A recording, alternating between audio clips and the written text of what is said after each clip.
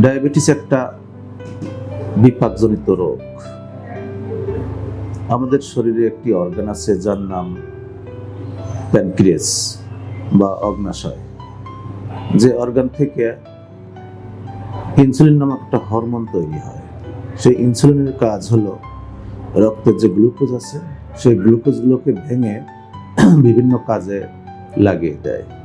যদি কোনো কারণে সেই ইনসুলিন হরমোন সিক্রেশন কম হয় অথবা বন্ধ হয়ে যায়, তাহলে রক্তের গ্লুকোজের মাত্রা ক্রমান্বয়ে বেড়ে যায় এবং অতিরিক্ত গ্লুকোজ প্রস্রাবের সাথে বের হয়ে যায়। এই রোগটার নাম হলো ডায়াবেটিস। ডায়াবেটিস একটা রোগ যেটা যে কোনো বয়সেই হতে পারে।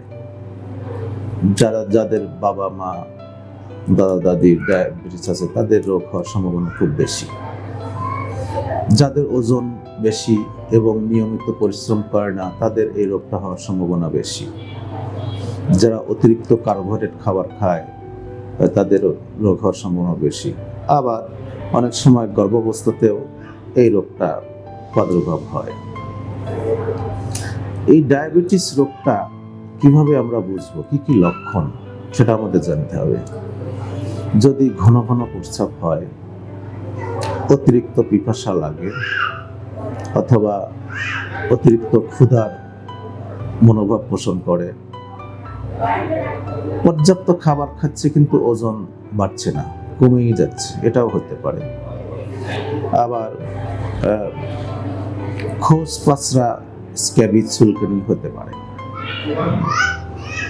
কোনো শরীরে কোনো স্থানে যদি ক্ষত হয় বা ইনজুরি হয়, শুকাতে দেরি হতে পারে, সেটাও লক্ষণ হতে পারে।